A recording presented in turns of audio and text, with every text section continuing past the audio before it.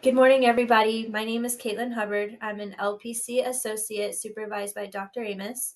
And my name is B. Yowzi. I'm an LPC associate here with Frontera, also supervised by Dr. Amos. We are located in the Fredericksburg Clinic, and we are excited to be here with you guys for another Mindful Monday session. Before we get started, we want to take a moment to recognize our incredible partners. The Wellness Uncorked initiative is made possible through a partnership built with the Texas Wine Auction and Frontera Healthcare Network. This initiative allows us to provide free counseling to groups, educational seminars like this Mindful Monday, health fairs, and more.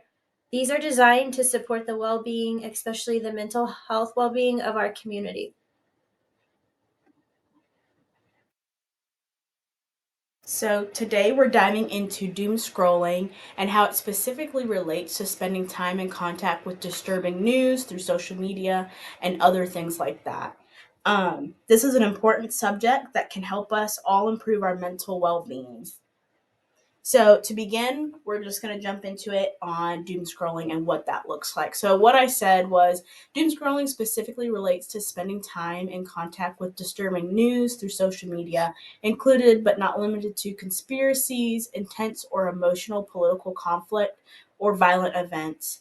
Often to the point where it becomes compulsive. So what we're trying to say is, we see things in the news when we listen to the 5 o'clock news and we see horrible things or we see things that are going on.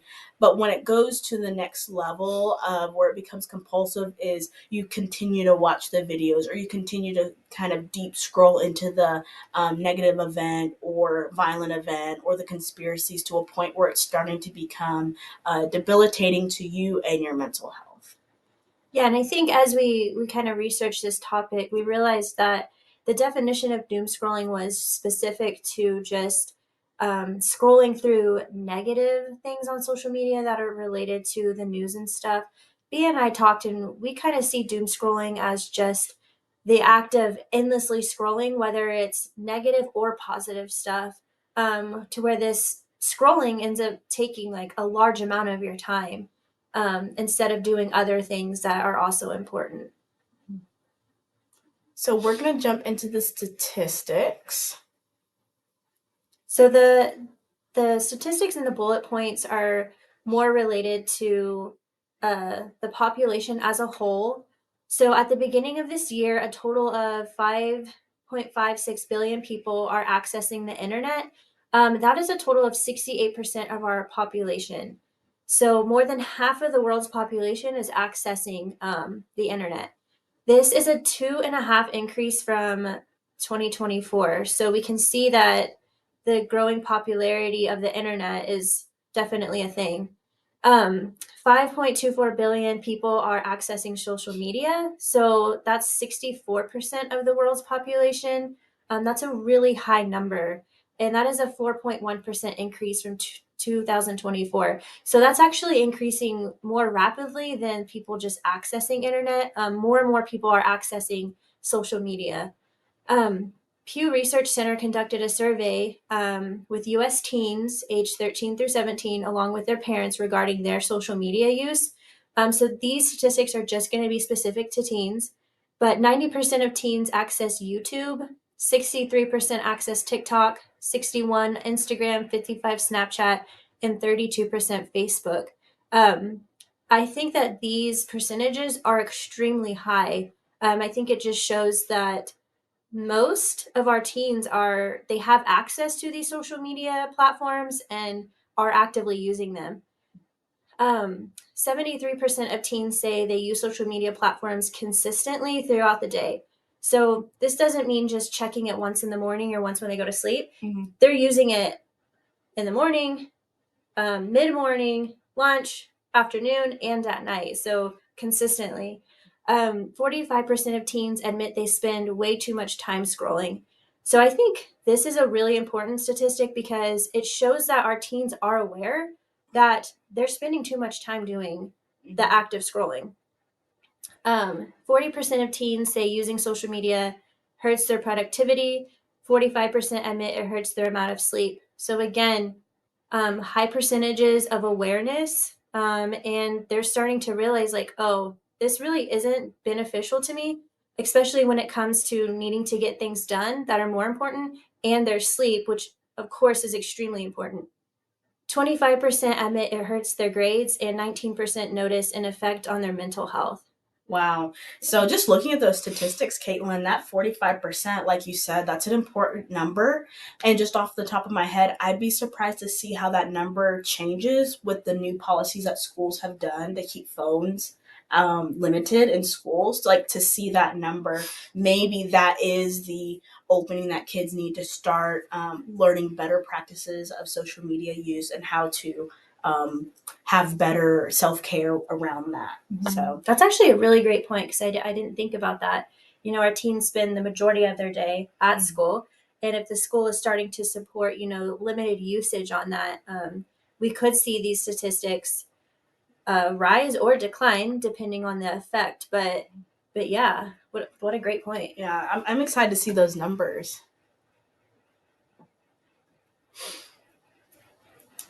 So this is a chart we added, just to help us see, like, why are people really using social media. And I want to point out that these statistics come from an age group of 16 and plus. So we don't really see too much of the adolescents being reflected in this. But so the main reason, why are people using social media? Well, it says 50% of people are keeping in touch with friends and family. I think a lot of us have gotten to this rhythm of, talking with friends and family through social media versus, just picking up the phone and calling them, or just meeting face to face. Yeah. Um, Also, and the one that stuck out to us the most is that almost 40% of people are using social media to fill their spare time. And so this is where we see that doom scrolling. Um, Instead of, when we have this downtime, people aren't using that time to better themselves or to learn new things. They're simply just sitting there, and they're endlessly scrolling. Um, and I know B and I talked, and she was like, "When do you catch yourself doom scrolling?" And I'm like, well, when I don't really have anything to do. We get home from work, we sit on the couch, and next thing you know, it's scroll, scroll, scroll, and an hour goes by. Um, and so I don't. Yeah. No, that's good that we talked about that because we were also adding it's not even just the negative stuff that doom scrolling, that typical term is used for. It could be positive stuff. It could be different information, right? If you're trying to learn something and or just pure boredom, right? You just want to see and keep up what your, followers have done or your friends or family, so you're catching up that way. But yeah, like you said, I could sit on the couch and it's an hour, and I'm like, whoa, I need to get some stuff done. I need to get some laundry done. So it happens to all of us. So yeah. And then the last statistic we want to look at is, 34.5% people are reading, they access social media to read news stories. And I think an important thing to think about here is we can't always trust that the information that we're seeing on social media is accurate, right? So if we are sitting there and we're scrolling and we're taking in all of this news and seeing these stories and all these updates, whether it's local or national, just keep in mind that that may not always be accurate information. And especially if it's portraying bad news, we want to just be mindful of that. No, those are good points, Caitlin. Let's go to the next slide. So we're going to talk a little bit about the cons of social media use. So, right, we talked about the adverse effects that doom scrolling has, both mental, physical, and emotional, right? So it's important to be mindful of the media consumption habit. So some negative things that Izella and Reyes and the Mayo Clinic found were lower self esteem. So we're seeing a lot of, especially from the research that Caitlin and I have been finding, we have a ton of research out there related to teen use and social media. So a lot of what we found were catered towards teens, but this can be for anyone really. Mm-hmm. But lower self esteem, cyberbullying, negative effects in mood, decrease in social health. So when we talk about social health, we're not just saying like socially that like people are not able to have real conversations in real life, right? They're more equipped now because they're learning to be more equipped and learn how to have communications through online chats, FaceTiming, different groups like that online. So we're seeing less social health outside. So being a productive member of society out in the real world, right? Decrease in life satisfaction and an increased risk of addiction, and then a decrease in exercise. And I also want to go back to the decrease in social health. We also see it with loneliness, FOMO, or fear of missing out, and communication skills. So I forgot to mention that, but yeah, that's what we're Yeah. seeing. And I think like the communication skills um, has been so negatively impacted, especially for our adolescents. B and I work with a lot of youth, and I know just kind of over the years, I've seen a decline in kids' ability to like properly communicate, Mm-hmm. especially like between them and adults, and then even between their peers, like in their friends, because they're so used to communicating via Snapchat, a couple like a quick text or whatever it is, that they're really lacking like that face to face Mm-hmm. communication skills, and social media has contributed to that. Yeah, no, I agree. So again, we're going to dive a little bit deeper in how social media affects mood. So researchers in the mental health field have found that an increase in social media can negatively impact individuals already struggling with mental health challenges. So doom scrolling can aggravate that symptom. So we're not saying it always aggravates that symptom, but they have noticed that it can be aggravating from time to time. So being mindful of that.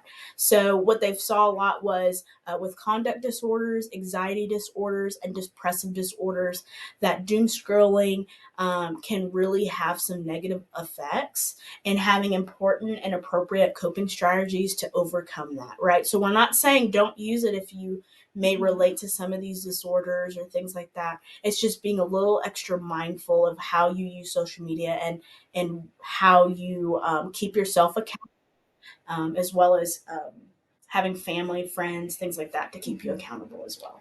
Yeah, and I think we're kind of sitting here, we're like, we're not saying don't get on social media, right? Because we all are going to do it. And there is helpful things on social media. I know I use it to find recipes because it's hard to think of what to cook for dinner every night, right?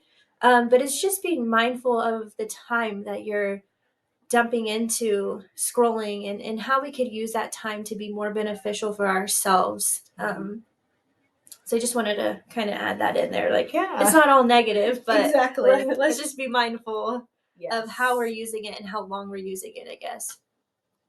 So on that topic, so we found, and during one of our open houses, a member of the Texas Wine Auction brought this up, and we thought it. We did some research, and we really loved it, and we're like, we have to share this, right? It was shared with us, so therefore we want to share it with others.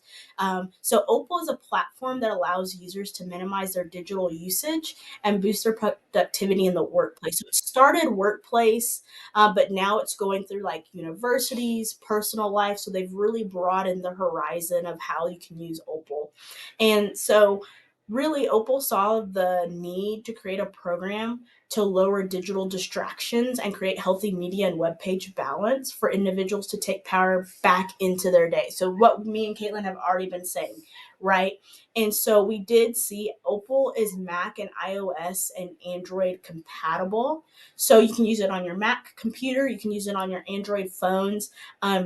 They even have it where you can download it on your computers and it can be used during the work hours or work days. So what they see is a decrease in app limitation and lock. So basically, say you're like, hey, I've been really on Instagram during certain times of the day. You can go in there and set app limitations to that specific thing and the time and those locks. And then mindful block screens. So there's sometimes you can just have some mindful block screens where it will have a positive affirmation and things like that. And then there's deep focus settings, right? Say you have a project that you're like, I really got to get onto this, or you're trying to study something different, right? If you're in class and you're trying to really get ready for the midterms, you can do that deep focus setting and it literally shuts down or has extra limitations so you can't get on those apps that are distracting you. And then focus tracking. So really, if you have goals and things that you're setting for yourself, it has a goal tracker to really help you see, okay, this is the progress I'm making, and these are the things that I need to either change a little bit or keep doing. So I think Opal is just a great app, and yeah, we wanted to share that. Yeah, I could see myself using the deep focus setting. Yeah.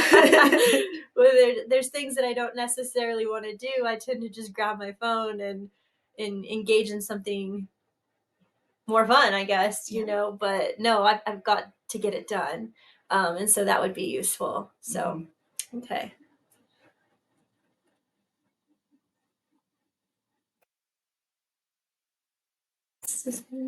Oh, strategies to combat doom scrolling. So we've talked about it, but if I am struggling with it, how do I not struggle, and what can I do instead? So here's just a short list of things. There's obviously more, but this will be helpful in taking back your time. So of course you have to limit usage, and again, back to that app that B was just describing, that would be such a useful tool in helping you do that.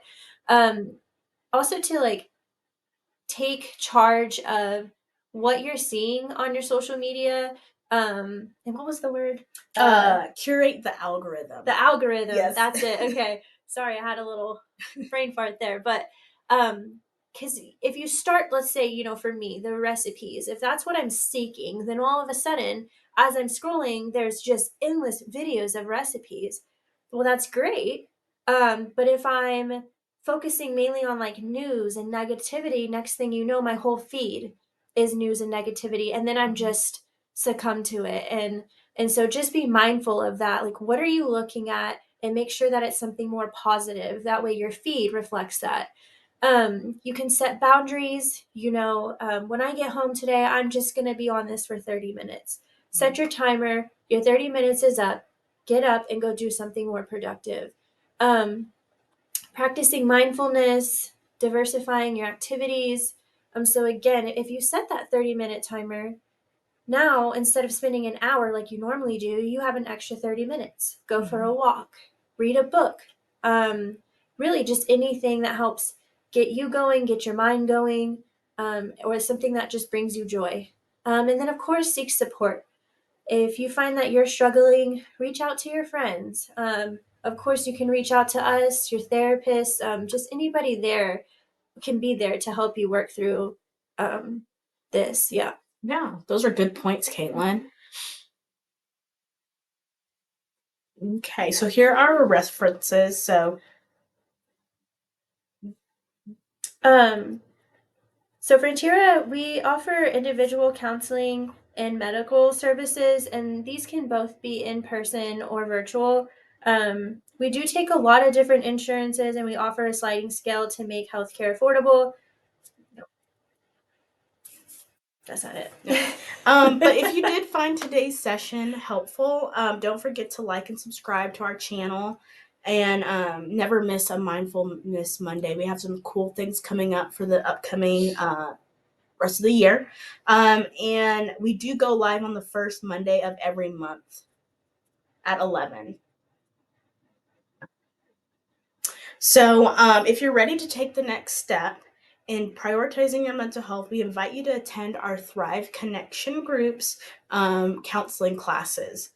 Available free through Wellness Uncorked. So these are just group therapy classes that are led by Caitlin and I to have just support and a process group, really, to have people that you can process with through the facilitation of counselors in the room.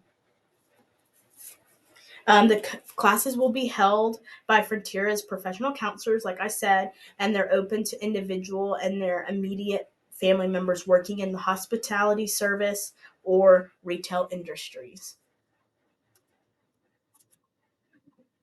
So I jumped the gun, but back to this. We do offer individual counseling and medical services. These can be done in person or virtually, whatever makes it easier for you. We do take a lot of different insurances, and we offer sliding scales to make healthcare affordable for you. If you'd like to learn more, of course, you can call 830-362-2185 or just visit our website at fronterahn.org.